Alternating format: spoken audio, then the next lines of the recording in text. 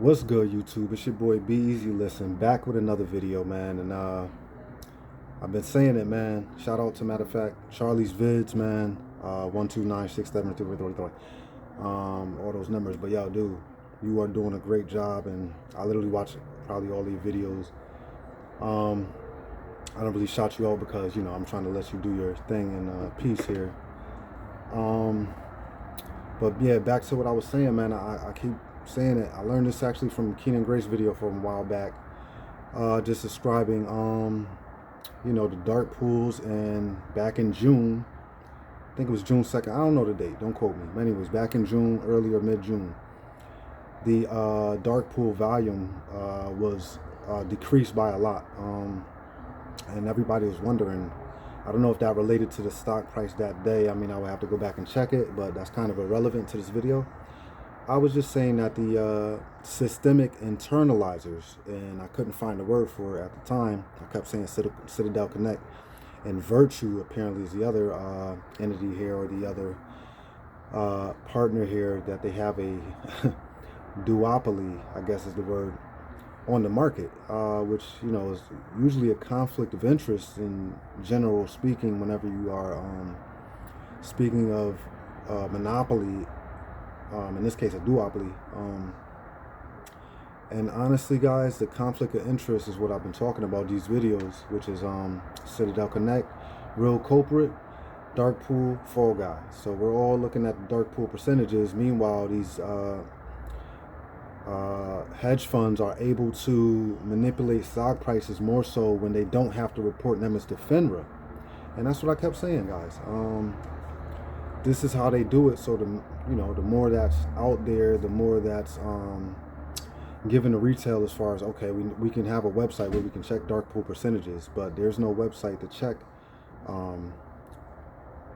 what they're doing in the systematic internalizers. Now let's break down that.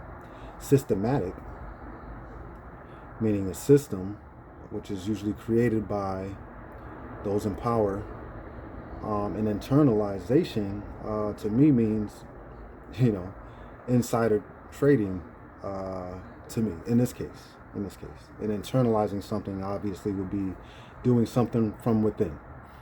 So there you go. Systematic internalizers. Great job finding that, Charlie.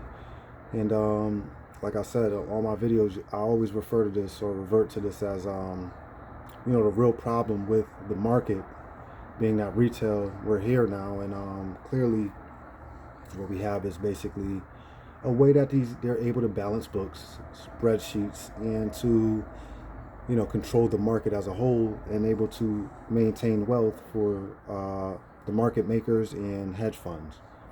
The main problem was being that the banks, Bank of America, Wells Fargo, all those banks were able to acquire or accumulate a mass amount of wealth and cash on hand, which obviously is a problem when the Fed is governing these bodies to have only maintain a certain amount of capital on hand. So they have to trade those in for treasuries, which leads to the reverse repos, which we've been seeing. It's basically ping-ponging the ball back and forth between each other, because neither the Fed nor the banks can keep so much liquidity on them at one time. So they're pinging it back and forth and slowly siphoning out these dollars into who knows where it's going, but it ain't going to where it's supposed to be going. Let's put it that way.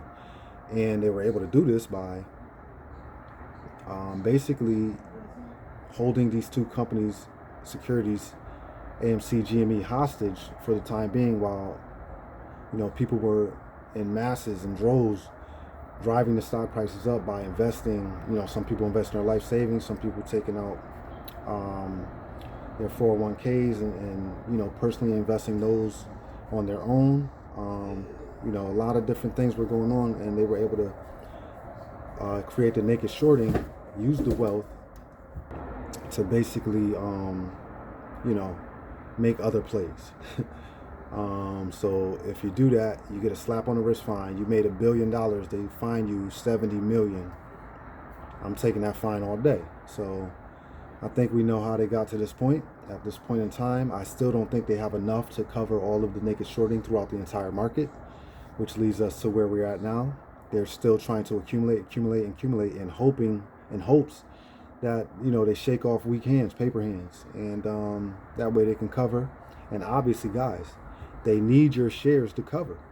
And if you don't sell, and this is not financial advice, I'm not a financial advisor, but you know, you do what you want. And if you're still here, it's clearly some conviction that you have or belief in the stock or the your investment. I know me personally, I always wanted to be a director of film.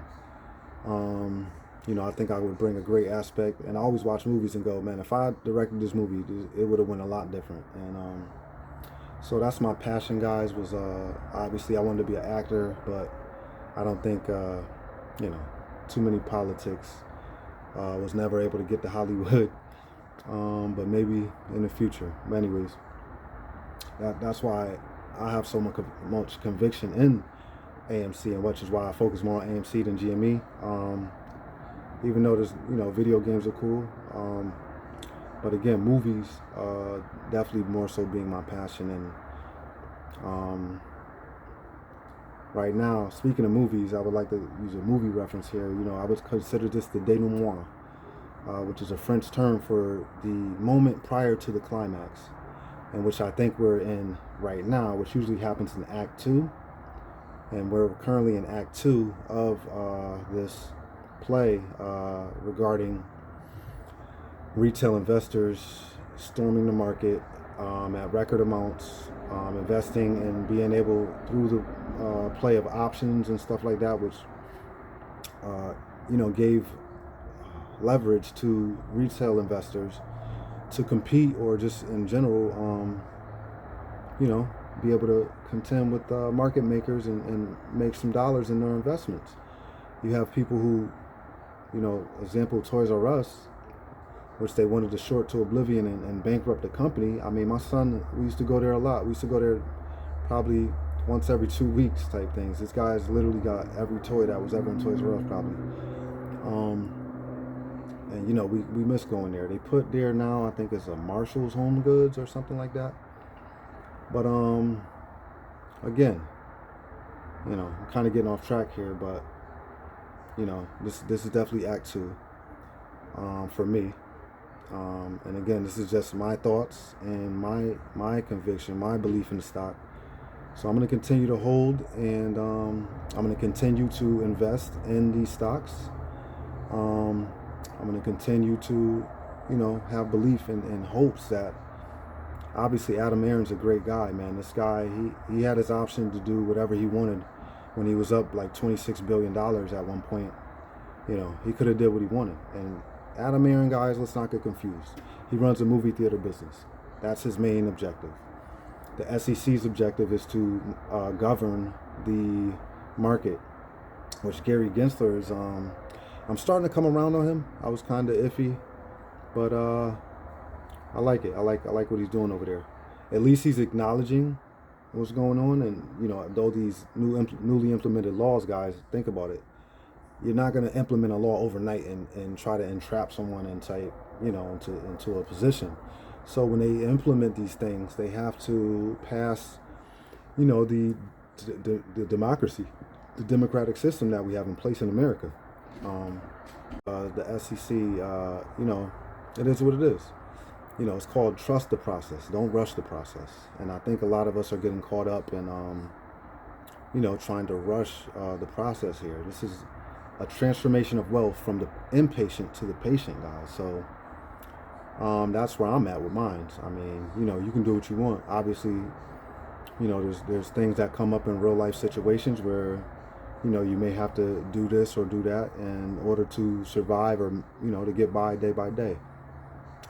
And I'm trusting the process. So I know why I got into this stock. I know why I'm staying with this stock, because honestly, it's my passion here. I want to see this company do well. I love going to the movies. I don't want them to take that away from us. And yeah, that's pretty much it, man. Systematic Internalizers, Citadel Connect, Virtue, I've been saying it, guys. And again, I've learned a lot through these two companies, man. I'm thankful for AMC and GME and being able to allow me to learn about the stock market and put so much work as I have. So stay tuned, guys. We got more to come. Thanks.